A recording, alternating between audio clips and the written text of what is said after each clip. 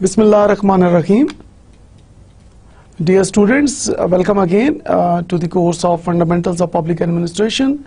The course code is MPA 406. Okay, before we move on to our today's topic of discussion, let us have a brief reflection that what we have discussed in our previous lecture. Okay, in our previous lecture we discussed about Power and Politics School. Now this school attempts to understand the concept of power and politics in organization. Now let me ask you a very brief question. What comes in your mind when you think of power and politics in your organization? Okay, power, I think that most of us know that power, like power of a manager or power of a general manager or power of a secretary or a joint secretary or things like that. Okay, what about politics?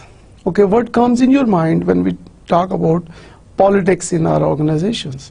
Okay, so in our previous lecture we talked about power and politics in our organizations, and then without power, so here we are talking about the role of power in organizations. So without power, organizations will not be able to achieve their goals. Now this is really very important, that power is important, power is required in order to achieve the goals. So when we talk about goals, what is a goal? Now goal means a long-term objectives, the long-term purpose. So something that is in, like, that takes more time, that takes like few years to achieve, that is a long-term, and that is a long-term goal. So, and the objectives. So how do you differentiate between goals and objectives? Now objectives are the short-term and goals are the long-term. Now objectives are coming out of the goals. Now it means that if organizations, they want to achieve their long-term goals, they need to have power, because manager exert influence to force people to do things that they want. So it means that a kind of force is required, a kind of power is required. So let us suppose that if the managers, they do not have that influencing power. So without having that influencing power, managers cannot make their team members or followers or office fellows to do certain things. So it means that in order to accomplish your goals, power has a very important role there, and it has a very significant relationship with goal achievement. Now politics is about controlling resources. So when we talk about resources, there are four types of resources: human, financial, physical, and information. Okay, human resources means what? Human resources means that all the persons who are working in any organization at any level, they are called the human resources. And then we talk about the financial resources. Now financial resources means the money, the capital, जो पैसा आप invest करें अपने business में, अपने organization में, whether it is a public sector organization or a private sector organization, तो जो आप पैसा, capital, जो investment है, that is your financial resource. And then we talk about physical resources. Now physical resources means land, then your building, your computers, furnitures, things like that. And then we talk about information resources, like for example TV, radio, newspaper, magazines. So we talk about print and electronic media most of the time when we talk about information resources. So politics is about controlling all these four resources. Now in order to best manage all these four resources, politics again has a very important role here to play. Now politics is also about distribution of resources. Who gets what, how, when, and where, according to Harold Lasswell 1936. So this is really very important that we have these four types of resources. Of course we need to distribute these resources according to certain requirements, according to certain demands. Of course you cannot provide all resources equally to all departments, because every department has a different need. So first of all, it is the job responsibility of a good manager to forecast, to identify the correct ground reality and the correct needs, what is really required in any particular department, and then try to provide those resources. So hence politics play a very important role in order to control the resources and then in order to distribute those resources appropriately in any organization. Now talking about power and politics, so when we say that what are the powers managers use in the organization, so these certain powers are, the first one is the legitimate power. Now legitimate power means that, for example, if you are working as a finance manager, now finance manager has certain powers, so it means that the designation of finance manager has certain powers, and if that person does not have that designation, it means that that person do not have that legitimate powers. For example, we talked about police officer, like for example we talk about SHO police. So SHO police has certain powers. So this is called legitimate power. Okay, whatever you do, you have a designation in any organization, and that designation has certain powers, and that is called legitimate power. So as far as जब तक आपके पास वो designation है, जब तक आप उस designation पे काम कर रहे हैं, you have those legitimate powers with you. Then reward and punishment power.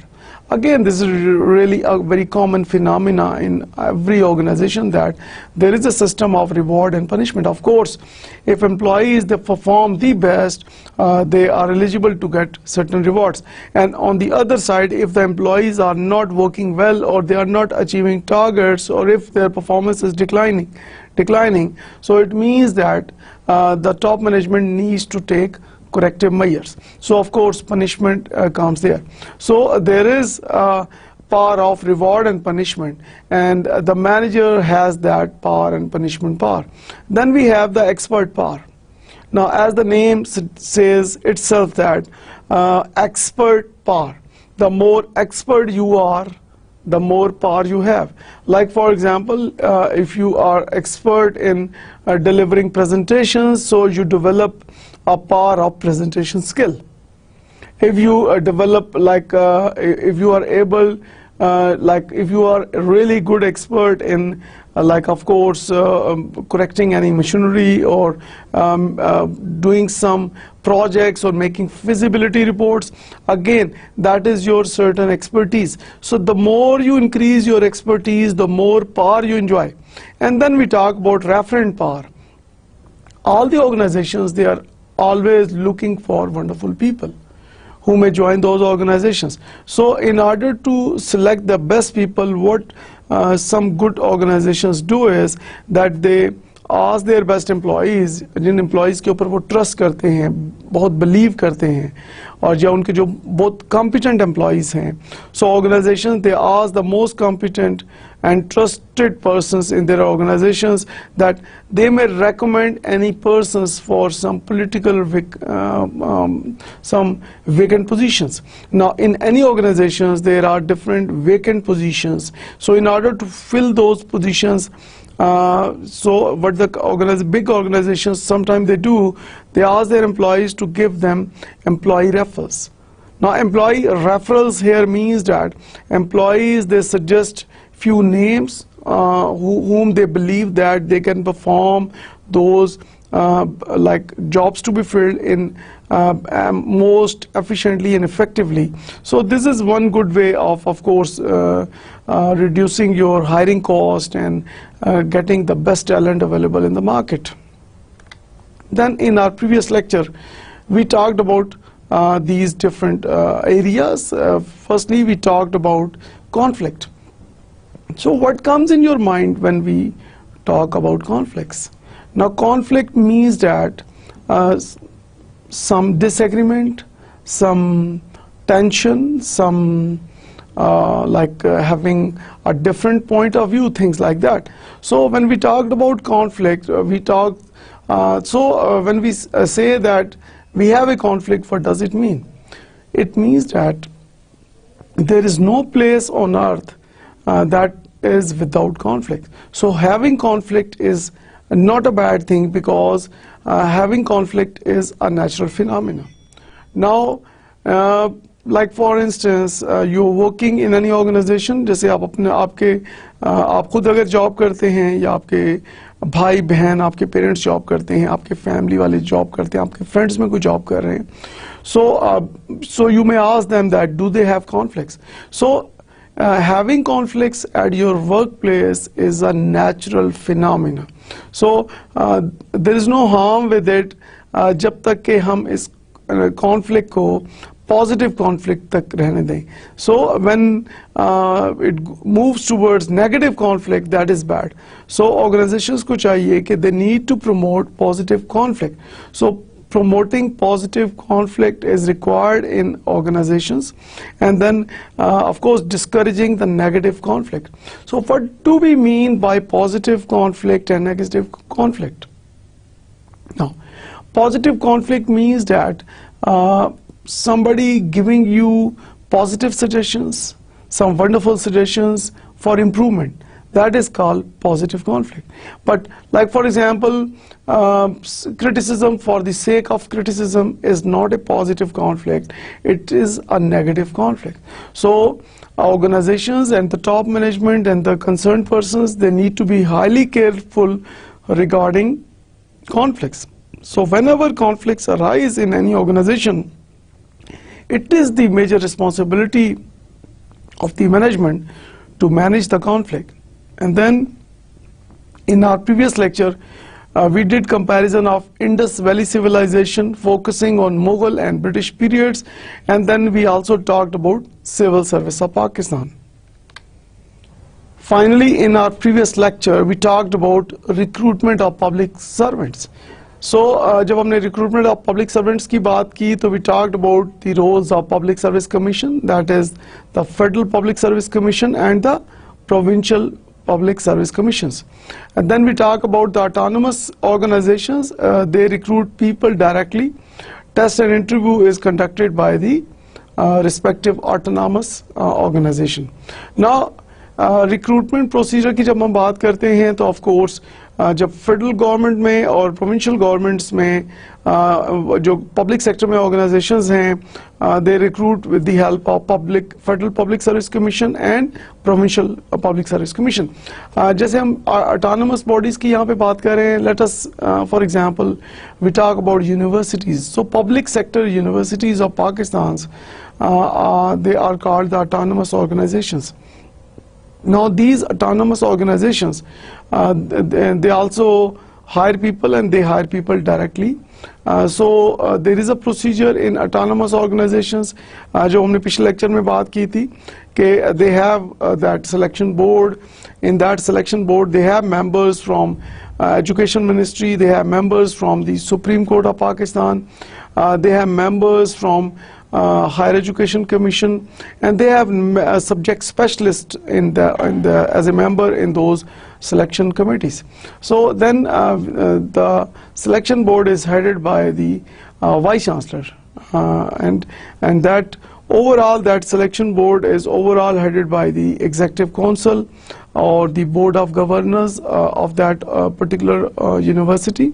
So in this way, first the selection board recommends any job applicant, and those job applicants are finally given the approval by the highest Executive Council. Okay, and then we talked about different functions performed by Pakistan government, and the first thing is the Pakistan government is responsible to maintain peace in Pakistan. So now you see that आजकल के जो हालात हम देख रहे हैं कि it is the primary responsibility of the government of Pakistan to maintain peace. क्योंकि जब तक पाकिस्तान में पीसफुल इन्वायरमेंट नहीं होगा, उस वक्त तक पाकिस्तान में सबसे जो इश्यूज हमें नज़र आ रहे हैं, अनएम्प्लॉयमेंट का इशू है, पाकिस्तान में फॉरेन इन्वेस्टमेंट जो है वो डिक्लाइन की तरफ जो हमें नंबर्स नज़र आ रहे हैं, और देन ऑफ कोर्स जो पाकिस्तान के अंदर जो इन्वेस्टमेंट है वहाँ पे अगर हम चाहते हैं कि इसमें इम्प्रूवमेंट आए, इसमें बेहतरी आए, और ज़्यादा पाकिस्तान का नाम बुलंद हो, रोशन हो, पाकिस्तान की इकोनॉमी स्ट्रांग हो, तो उसके लिए बहुत इम्पोर्टेंट जो बात यहाँ पे इम्पोर्टेंट है कि हमें we must take measures, we must take corrective measures in order to maintain peace in Pakistan. And that is, of course, the major responsibility of the government of Pakistan. Another function performed by government of Pakistan is to provide defense. किसी भी मुल्क के जो economy है, किसी भी मुल्क की जो तरक्की है, किसी भी मुल्क के अंदर जो पीस है, और किसी मुल्क के अंदर जो डेवलपमेंट है, और किसी भी मुल्क के अंदर हम कहते हैं कि वहाँ के सिटीजन्स दे आर हैप्पी, उसके लिए किसी भी मुल्क की जो बाउंड्रीज हैं उसका स्ट्रांग होना बहुत ज़रूरी है. And in order to strengthen the boundaries, this is really very important to have a unbreakable strongest defense mechanism, and that is again one of the major functions performed by the government of Pakistan. Then collection of revenue is another significant function of the government of Pakistan. Like for example, people pay taxes, and then how to develop that mechanism, how to ensure that you are able to get taxes from the people of Pakistan, from those who are earning or who are doing some business. So it is mandatory that the government should collect taxes from the persons who are involved in business, or they are doing any activity and they are earning something from different activities.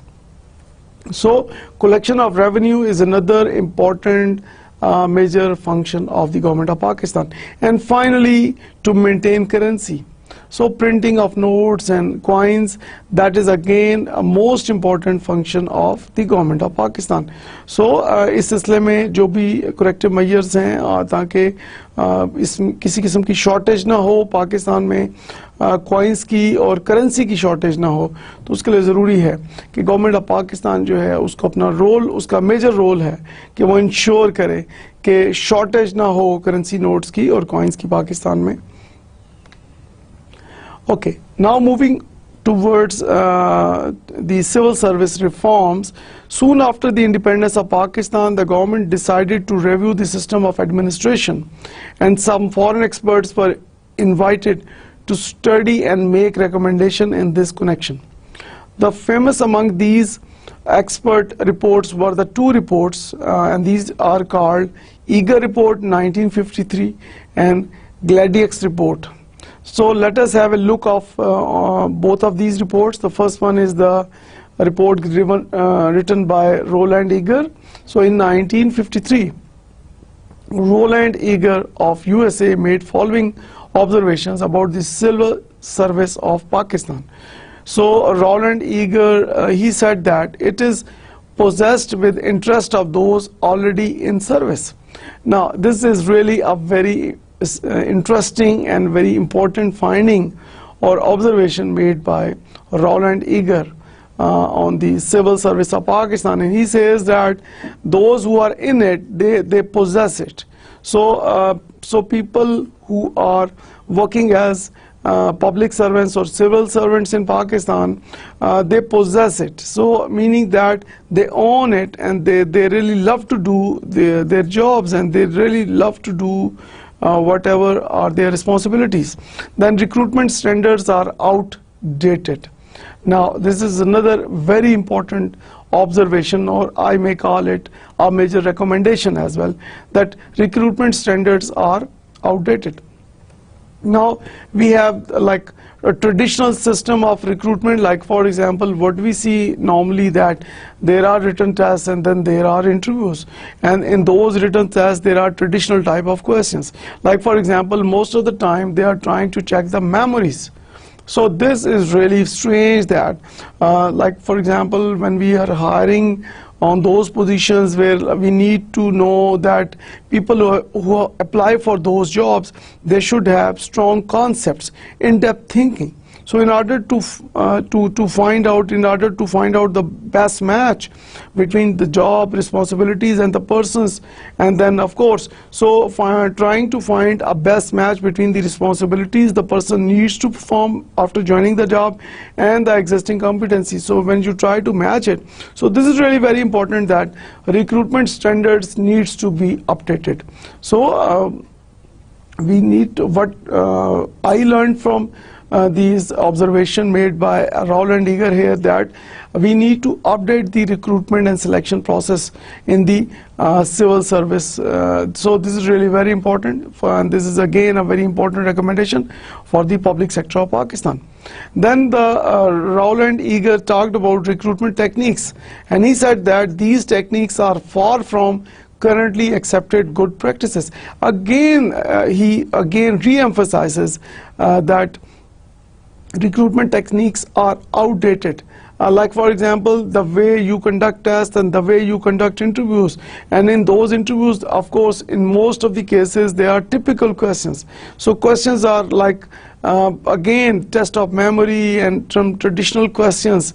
So we need to look into that, and we need to improve the recruitment process as a whole.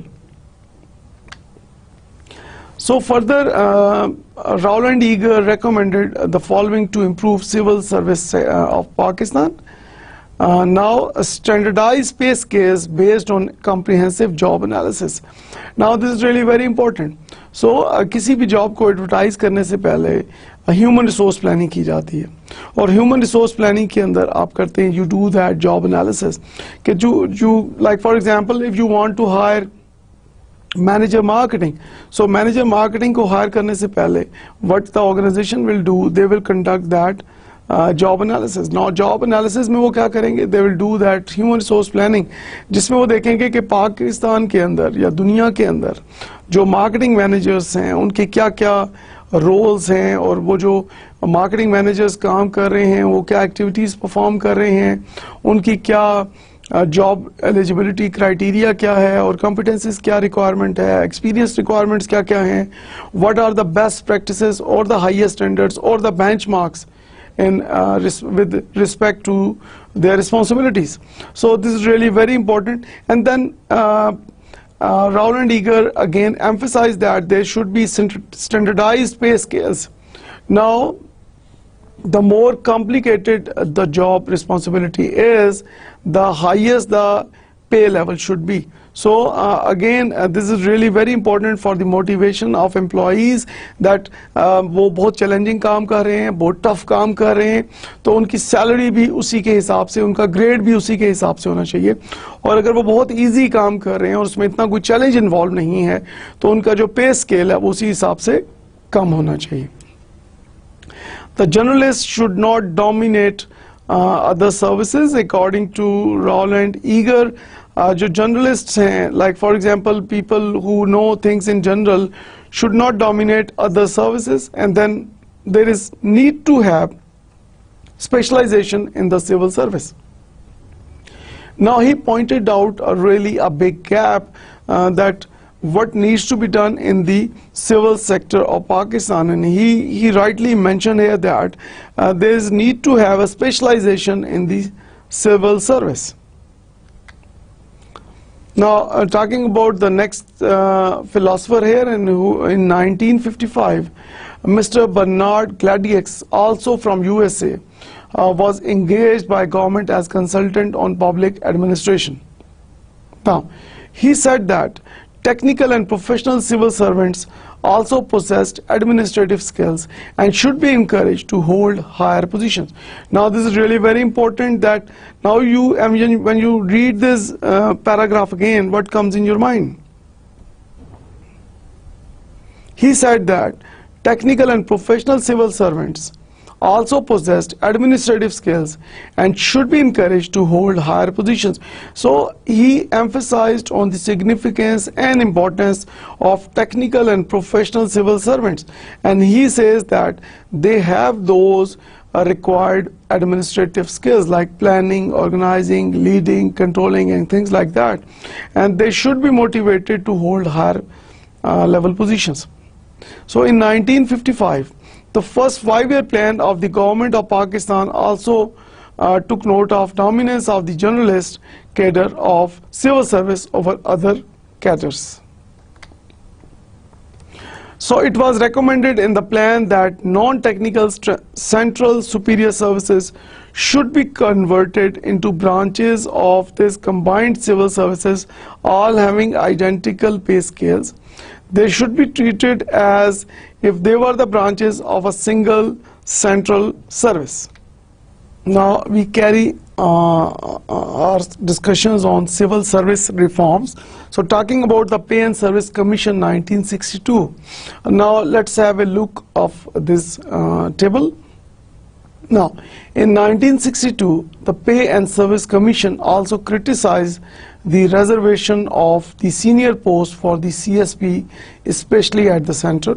Now this report recommended that the entire public service should be built up in 7 tiers of groups. So these 7 tiers of groups are as follows. Now when you look at this table, you see on first column we have the group, on the next column we have the grade, and on third column we have the description. So according to this Pay and Service Commission recommendation, the group F should have grade 4, and the description is unskilled workers. So persons who do not have any skills. So persons without any skill, they are included in this cadre 4, and this is grade 4 and group F. Then in Pay and Service Commission, they recommended that there should be group E, and the grade is 4, and it has the description is semi-skilled workers. Now here we are talking about those workers who do not have the complete competence or do not have the complete skill, but they know partially. So it means that they comes under the category of semi-skilled workers. Then group D, in group D it is ranked in grade 5. So skilled workers and rank and file staff. So here the Pay and Service Commission talk about the those workers who have the skill, who have the competence.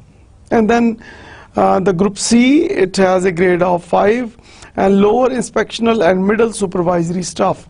Then it talked about group B having a grade of 4. So basic officer class is shown here. And then talking about group A, and that is in group 4, grade 4, and that means that managerial class, district level up to divisional level. And finally PAS, Pakistan Administrative Service, this is grade 4, and the description is top directly and higher administrative positions. Now when you again have a look of this table, what comes in your mind? Now again I repeat, in 1962 the Pay and Service Commission also criticized the reservation of senior posts for the CSP, especially at the center. So this Pay and Service Commission report recommended that the entire public service should be built up in 7 tiers of groups. So we have just discussed those 7 tiers of groups. Now talking about civil service reforms, so we move on our discussion towards Working Group 1969. So working group, which comprised of CSP as well as non-CSP officers, was appointed by the government to study the structure of the civil service. So the working group gave the following recommendations. The first is all branches of civil service should have same status, though they should retain their individuality. So what comes in your mind when you read this first bullet? All branches of civil service should have same status, though they should retain their individuality. So meaning that all civil service branches, they should have the same level of status, but their individuality should not be mixed. So they should maintain a difference. They should of course focus on certain of their competitive edge, and they need to look different here. And then for ex-cadre positions, same criteria should be used as for the cadre services. Then there should be no difference of pay scales of the provincial and central civil servants. Again, a very important recommendation of the working group of 1969 here is the last one. There should be no difference of pay scales of the provincial and central civil servants. So this is really very important. There should be no discrimination, and the pay scales should be same in whether we are talking about the provincial or central civil servants. Now, talking about Administrative Reforms Committee of 1972. So this committee was appointed to study all aspects of the civil service and made the following recommendations based on careful observations. The first of their observation is all services and cadres should be merged into a unified graded structure with equality of opportunity for all who enter service at any stage, based on the required professional and specialized competence necessary for the job. The next one is all classes among government servants would be abolished and replaced by a unified graded structure, a peon at the bottom and secretary at the top. Now, continuing our discussion on the Administrative Reforms Committee of 1972. So this committee was appointed to study all aspects of the civil service and made the following recommendations based on careful observations. The correct grading of each post will be determined by job evaluation. So this is really very important here. Now I want you to focus please on this bullet number 1. The correct grading of each post will be determined by job evaluation. So this is really very important. First of all, you need to evaluate the job in order to correct the grade of each post. Then there should be provision for entry into government service of talented individuals from private sector in such field as banking, insurance, etc. Now we move on our discussions towards implementation of the reforms. So in the light of directives, the measures taken for implementation of the reforms included, the number 1 is the head of ministry was secretary who was in grade 22. The additional secretary was in grade 21. There were lower grades for junior executive. There were about 600 grades or scale up pay of the government which were reduced to 22 grades. So these were applicable to all government organizations and professions. So grade 1 was the lowest and grade 23 was highest grade. So here you see that grade 1 is the lowest and grade 23 is the highest grade. So grade 23 was the post of Secretary General, and there were only 2 to 3 positions in government. Now in order to emphasize professionalism in the field of administration, the following occupational groups were formed. So you can see the list from 1 to 15. The first one is we have district management group, then we have the police group, then we have the income tax group, then we have the customs and excise group, then we have the accounts group, then we have the information group, postal group, commerce group, foreign affairs group, office management group, military land and cantonment group, railways group, secretariat group, tribal areas group, and finally economists and planners group. So in addition, age limit for competitive examination was raised from 28 to 30 years. Now promotion was made purely on the basis of merit and performance. So again, a very important point here that promotion was made purely on the basis of merit and performance. So whenever we talk about promotion, so we talk about merit and we talk about performance. So following the open merit system and following the real promotion criteria is really very important. And then common training was given to all the officers in academy for administrative training. And then rules and regulations were framed for the implementation of these reforms. So now you here see that you're talking about the rules and regulations were framed for the implementation of these reforms. So rules and regulations को आपने एक खास तरह design किया in order to successfully implement those reforms जो कि हम discuss कर रहे हैं सिविल सर्विस रिफॉर्म्स के under. And then the civil service today, the Constitution of the Islamic Republic of Pakistan 1973 gives the executive authority of federation, which is exercised by the government in the name of President. Now, the Prime Minister is the chief executive of the federation and the federal cabinet exercises its authority to him. According to the fourth schedule, there is concurrent list of areas responsibility of federal government. Now, the concurrent list gives responsibilities of both the governments, federal and provincial. Now, we move on our discussion towards categories of the civil service and the services and posts under the government of Pakistan, whether under federal or provincial, can be classified in the following three categories, and broadly these three categories are, the first one is the generalist services. So recruitment is based on the basis of general education of candidate. Now this is really very important, that recruitment is based on the basis of general education of candidate. Okay, when you are hiring people for the civil service of Pakistan, the basic criteria of recruitment is of general education, and then semi-technical specialized services.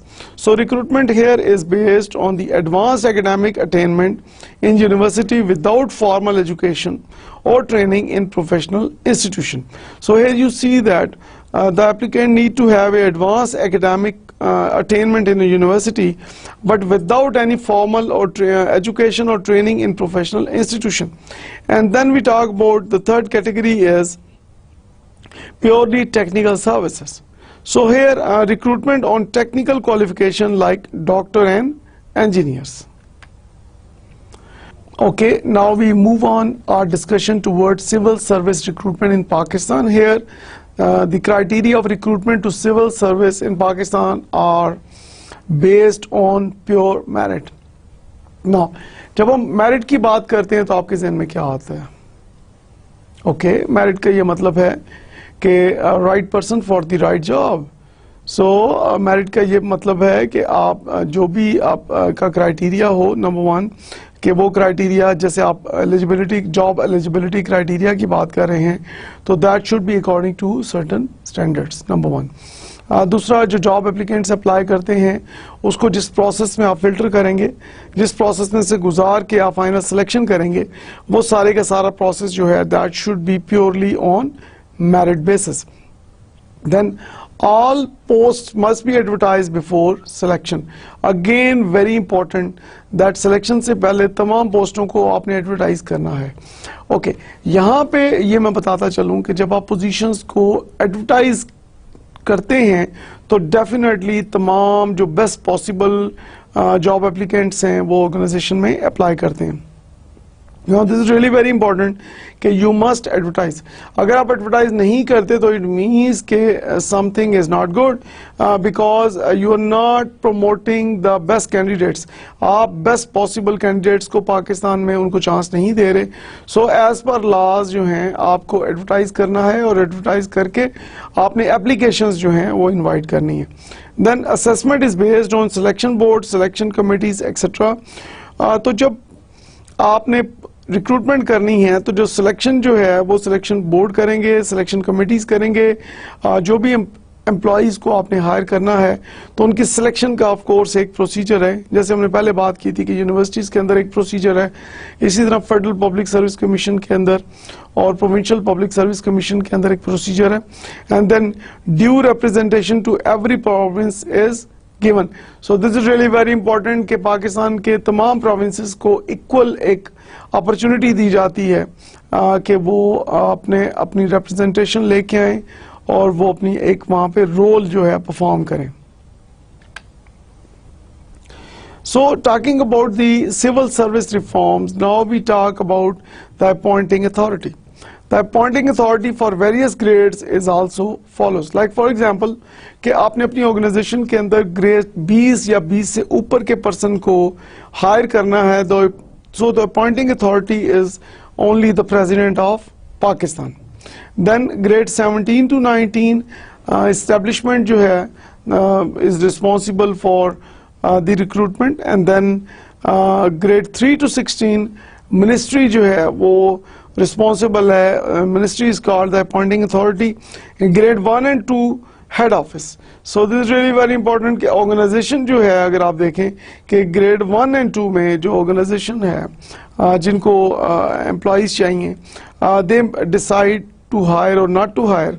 But when we talk about grade 3 to 16 grade, ministry, the concerned ministry decides, and then we talk about grade 17 to 19, establishment decides, and when we talk about grade 20 and above, we talk about that grade 20 and above officers are to be selected by the President of Pakistan. Now main recruiting agencies की जब हम बात करते हैं पाकिस्तान में, the names are Federal Public Service Commission at the federal level. Then we talk about the Provincial Public Service Commission at the provincial level. Then we talk about the departmental selection or promotion committees. Now this is really very interesting when we talk about the civil service reforms. Now we move towards trainings. Now training of civil servant is divided into the following. The first one is pre-service training. Pre-service training से क्या मुराद है कि this training is given before entry to service. Now this is really very important कि आप अपनी job शुरू करने से पहले, कोई भी एक्टिविटी शुरू करने से पहले आपकी प्री सर्विस ट्रेनिंग क्या है, कि आप पहले क्या ट्रेनिंग लेके आए हुए हैं. And then we talk about जब हम बात करते हैं प्री सर्विस ट्रेनिंग की, तो it is one of the major responsibilities of the organisation के जो एम्प्लॉयज़ हैं उनके काम शुरू करने से पहले आप उनको प्री सर्विस ट्रेनिंग दें ताकि वो फेमिलियर हो जाएं उस ऑर्गेनाइजेशन के साथ. क्योंकि मोस्टली जो एम्प्लॉयज़ हैं वो अभी स्टूडेंट्स थे और उन्होंने अपनी क्वालिफिकेशंस कंप्लीट की हैं और अब वो जॉब करने के लिए for the very first time आए हैं. तो डेफिनेटली जो बुक्स उन्होंने पढ़ी हैं, बुक्स के अंदर थ्योरी दी हुई है, और जो ऑर्गेनाइजेशन के अंदर उन्होंने आके काम करना है, that is purely of practical nature. तो थ्योरी एंड प्रैक्टिस के गैप को मिनिमाइज करने के लिए बहुत ज़रूरी है कि एक प्री सर्विस ट्रेनिंग एम्प्लॉयज़ को दी जाए. Then in service training, this training is given during the service. अच्छा, ड्यूरिंग सर्विस आप कैसे ट्रेनिंग दे सकते हैं? For example there are two methods, on the job trainings and off the job training methods. So when we talk about on the job training methods, what comes in your mind? On the job training methods means that like for example आप अपने colleague के साथ बैठ जाते हैं, आप किसी को ऑब्जर्व करते हैं, आपको कोई एक्टिविटी दी जाती है और उसके साथ आपको सुपरवाइजर एलोकेट किया जाता है. सो इस तरह की जब आप एक्टिविटीज करते हैं with the help of observation और working with the help of others और trying to do like others initially and then उसके बाद सीखने के बाद आप फिर उनसे बेहतर करने की कोशिश करते हैं. This is called on the job training. Where off the job training में क्या है कि फॉर एग्जांपल अगर आप स्टडीज़ पे चले जाते हैं, फॉर एग्जांपल आप अपनी फर्दर कोई स्कॉलरशिप्स आपको मिल जाते हैं, कोई सेमिनार या वर्कशॉप अटेंड करने के लिए आप चले जाते हैं, या मुल्क से बाहर आप पेपर प्रेजेंटेशन के लिए चले जाते हैं, मुल्क के अंदर रहते हुए आप पेपर प्रेजेंटेशन के लिए चले जाते हैं. So that is called your of the job training.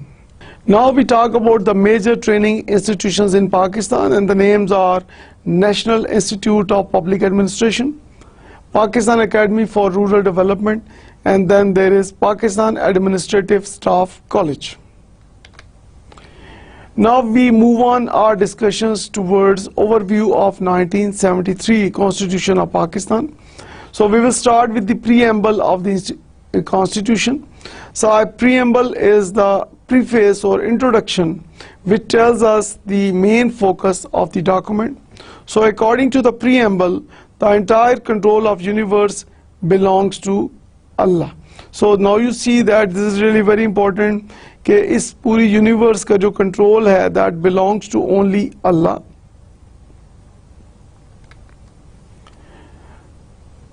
Now whereas Sovereignty over the entire universe belongs to Allah alone, and the authority to be exercised by the people of Pakistan within limits prescribed by him is a sacred trust.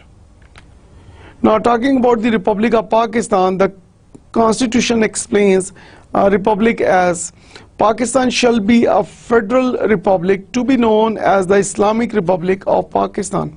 So Pakistan का जो नाम यहाँ पे suggest हुआ कि Pakistan is a federal public और इसको Islamic Republic of Pakistan कहकर पुकारा जाए. Federal Republic means that the country has provinces and these together constitute the federation. कि Federal Public से क्या मुराद है कि इस Federal Public के there are provinces जो कि मिल के एक federation को बनाते हैं. So besides we call ourselves Islamic Republic because we are ideological state, as a basis of independence of this country is इस्लाम. तो पाकिस्तान जो है वो इस्लाम के नाम पर हासिल किया गया. पाकिस्तान में इस्लामी इक़दार को फ़रोग़ देने के लिए पाकिस्तान को हासिल किया गया और पाकिस्तान का नाम से जाहिर है कि इस्लामिक रिपब्लिक ऑफ पाकिस्तान की जब हम बात करते हैं तो that shows the dedication and commitment of the people of Pakistan. Now we move on our discussion on the 1973 Constitution of Pakistan. It says that talking about the territories. So according to the Constitution, the territories of the state are the province of Balochistan, Khyber Pakhtunkhwa, Punjab and Sindh. So the Islamabad capital territory herein referred to as the federal capital. तो जब आप पाकिस्तान की capital की बात करते हैं you talk about Islamabad, और जब आप पाकिस्तान की प्रोविंसेस की बात करते हैं तो आप बलोचिस्तान की बात करते हैं, खैबर पख्तूनख्वा की बात करते हैं, पंजाब की बात करते हैं और सिंध की बात करते हैं. तो federally administered tribal areas are also there and then such states and territories as or may be included in Pakistan whether by taking over or otherwise. Now, talking about the 1973 Constitution of Pakistan, here we talk about the state religion. So according to the Article 2 of the Constitution, Islam is the state religion of Pakistan. तो 1973 के Constitution के मुताबिक पाकिस्तान का जो state religion है, पाकिस्तान का जो कौमी जो एक मज़हब है, that is Islam. Now here we talk about the definition of the state. So Article 7 of the Constitution of 1973 gives definition of the state, which is as follows.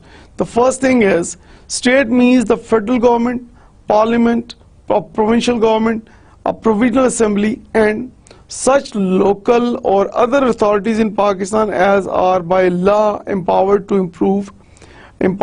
impose any tax. So this is really very important.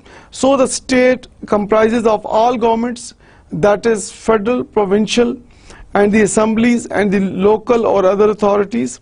Then it means it comprises of all these institutions which are permanent. Now we move on our discussion towards state and government. Now it is appropriate to differentiable between government and state. This is really very important. We should know the differences. So, but it must be stated that the two are used interchangeably. And now, as per Constitution, the basic difference is that the state institutions are fixed, but people who occupy the positions in the institutions may come and go. So again, if you read this third bullet, please. As per Constitution of the Islamic Republic of Pakistan, the basic difference between the state and the government is the state institutions are fixed, but people who occupy the position in the institutions may come and go. So thus government will come after every 5 years through elections as given in the Constitution and go after 5 years. So that shows the difference between the state and the government. Now we moving on the same discussion, that is about state and government difference. So it means people have fixed period in which they took government in generic compromise. So this is like this comprise of elected representatives, politicians, members of political parties, judiciary, executive career civil servants. So जब हम बात करते हैं government की कि state and government की बात करते हैं तो गवर्नमेंट के अंदर कौन कौन से डिपार्टमेंट्स फंक्शंस आ जाते हैं. आपके इलेक्टेड रिप्रेजेंटेटिव्स हैं, that includes your politicians and members of political parties. Then judiciary की हम बात करते हैं और एग्जीक्यूटिव की हम बात करते हैं. Now moving on our discussion on the Federation of Pakistan. The Federation is the unity of all the constituent units, and Article 41 of the Constitution defines President as the symbol of unity. तो जब हम पाकिस्तान की बात करते हैं तो President of Pakistan is called the symbol of unity, and then Article 41 जो है वो एक unity की बात कर रहा है. और then this article says that there shall be President of Pakistan who shall be the head of state and shall represent the unity of state. तो unity of state की जब हम बात करते हैं, पाकिस्तान की representation की बात करते हैं, the role of President of Pakistan comes in according to this constitution. Now we carry on our discussions toward the parliament. So Article 50 of the constitution explains the parliament. So it says that there shall be a Majlis-e-Shura, Parliament of Pakistan, consisting of the President and two houses to be known respectively as National Assembly and the Senate. और National Assembly की Senate की जब हम यहाँ पे बात करेंगे तो National Assembly से क्या मुराद है कि Article 51 explains that the National Assembly shall consist of 332 Muslim members to be elected by direct and free vote in accordance with law. So जहाँ पे हमने बात की कि 332 आपके मुस्लिम मेंबर्स हैं to be elected by direct and free vote in accordance with law for the National Assembly. Where आज जब बात करते हैं आप अपनी beside there shall be 10 non Muslim members and the total member in National Assembly shall be 342. तो जैसे हमने पहले बात की कि 332 उसमें मुस्लिम मेंबर्स होंगे नेशनल असेंबली में और 10 जो मेंबर्स हैं वो आपके नॉन मुस्लिम्स होंगे. नॉन मुस्लिम से क्या मुराद है कि ऐसे जो मिनॉरिटी पाकिस्तान में रहती है तो उनको रिप्रेजेंट करने के लिए जो मेंबर्स हैं उनको भी 10 सीट्स यहाँ पे दी गई हैं. And then the National Assembly is also called the lower house in Pakistan. Now we talk about the Senate. Now the Senate is upper house, and according to Article 59(1) of the Constitution, the Senate shall consist of 100 members, of whom 14 shall be elected by members of each provincial assembly. तो अगर हम provincial assemblies को देखते हैं तो 14 multiply by 4, तो चारों provincial assemblies को जो हैं उसको elect करेंगी members को, and then 8 shall be elected from FATA, federally administered tribal areas, and then 2 on general seats and 1 women and 1 technocrat. Now 4 women shall be elected by the members of each provincial assembly, and 4 technocrats including ulama shall be elected by the members of each provincial assembly. So the total of all the above seats comes to 100. So this is really very important to know about the composition of Senate in Pakistan. Now we move on our discussions towards federal government. So Article 90 of the Constitution provides for the exercise of executive authority by the President. The executive authority of the Federation shall vest in the President and shall be exercised by him either directly or through officers subordinate to him. तो यहाँ पे हम बात करेंगे, of course we talk about cabinet. A cabinet according to the Constitution, Article 91(1) of the Constitution comprises of ministers, and the Prime Minister heads the cabinet.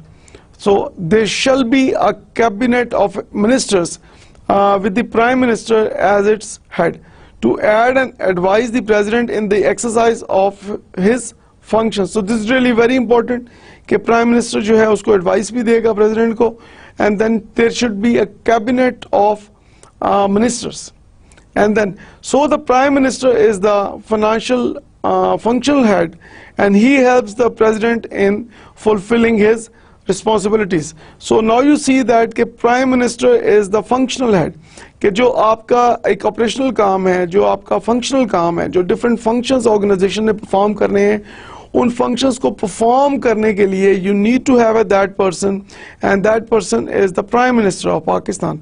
और president of Pakistan जो है उसको help out करेगा in order to fulfill his job responsibilities. Now we move on towards constitutional bodies. So there are other constitutional bodies which have the functions defined by the Constitution. So these are the National Economic Council, National Finance Commission, Supreme Court of Pakistan, High Court of Pakistan, and of course Public Service Commission. So these bodies regulate and make policy decisions which have long-term impact. Now we talk about the National Economic Council. I think इसके बारे में आपने media पे बहुत सुना होगा कि जो National Economic Council है वो क्या क्या उसकी एक्टिविटीज हैं, वो करते क्या हैं. So Article 156(1) of the Constitution states that the President shall remain or constitute a National Economic Council consisting of Prime Minister, who shall be its chairman, and such other members as the President may determine. NEC shall review the overall economic conditions of the country and shall formulate the plans in respect of, like for example, financial, commercial, social and economic policies. Now we move on towards National Finance Commission. So Article 160 of the Constitution states that the President shall constitute a National Finance Commission consisting of the Minister of Finance of Federal Government, Minister of Finance of the provincial governments, etc. The NFC is a body that decides every 5 years after collection of taxes how much should be given to the provinces and how much to the federal government. So जैसे कि हमने media पे देखा कि जो provinces को जो allocations होती हैं, फाइनेंशियल एलोकेशंस होती हैं, उसके अंदर कभी कभी इश्यूज आ जाते हैं कि प्रोविंसेस जो हैं वो कहते हैं कि हमारी डिफरेंट नीड्स हैं, उस नीड्स को फुलफिल करने के लिए हमें जो है फाइनेंशियल कोई उसके अंदर हेल्प आउट किया जाए. तो this is really very important कि यहाँ पे हमें एक टीम वर्क नजर आ रहा है. And then NFC also gives the criteria on the basis of which resources are allocated among provinces. तो प्रोविंसेस को जो रिसोर्स एलोकेशन है, that is one of the major responsibilities of National Finance Commission. Now we move on our discussion towards the courts. Now Article 175 of the Constitution provides that there shall be a Supreme Court of Pakistan, High Court for each province, and such other courts as may be established by law. So Article 176 provides that the Supreme Court of Pakistan shall consist of a Chief Justice and so any other judges as may be determined by Act of Majlis-e-Shura or as may be fixed by the President. Now talking about the High Court of Pakistan, Article 192 provides for the High Court. Now it says that a High Court shall consist of a Chief Justice and so many other judges as may be determined by law or unit so determined as may be fixed by the President. Now here it says that courts are bodies which interpret law, that is give decisions on cases brought before the courts. So this is really very important कि courts जो हैं वो law की interpretation करती हैं, courts जो हैं वो डिसीजंस लेती हैं और जितनी ज़्यादा वो जल्दी मैनेज करती हैं केसेस को, जितनी ज़्यादा प्रॉपरली इन्वेस्टिगेट करके उसको फिल्टर करके they decide. And then for example, a case was brought before the court by the affected party against legislation passed by the provincial assembly. So and then banning serving of food on marriage. So court, after reviewing the case, upheld the legislation. Now you see that the courts can also upheld the legislation. अगर कोई कानून साजी हुई है तो courts can bring in new decisions and sometimes they may change it as well. Now finally we talk about the provision of services. Like for example, the Constitution Article 240 also provides for the service condition of the civil service. So it says that in the case of services of the Federation, posts in connection with the affairs of the Federation and all Pakistan services by and under the Act of Parliament, and in case of the services of a province and post in connection with the affairs of the province by or under Act of the Provincial Assembly. Now the Act of Parliament referred to in the above article is the Civil Service Act 1973. Okay, now after this, I believe that you have learned the different functions of the government, and we have discussed different like constitution. Like for example, we talked about the 1973 Constitution of Pakistan. We have talked about the functions of National Assembly, and we talked about the provincial assemblies. We have talked about the Senate, and we have talked about the judiciary and other, and how they perform their different activities. In today's lecture, we have also talked about how the recruitments are being made in the Federal Public Service Commission of Pakistan and Provincial Public Service Commission of Pakistan. We have also talked about the recruitment, how the recruitments are made in the autonomous organizations in Pakistan. I believe that you will revise this lecture today, and then I hope that you also make your keynotes from these lectures, and I wish all of you best of luck, and inshallah see you all in the next lecture. Thank you very much for your kind attention. Khuda Hafiz.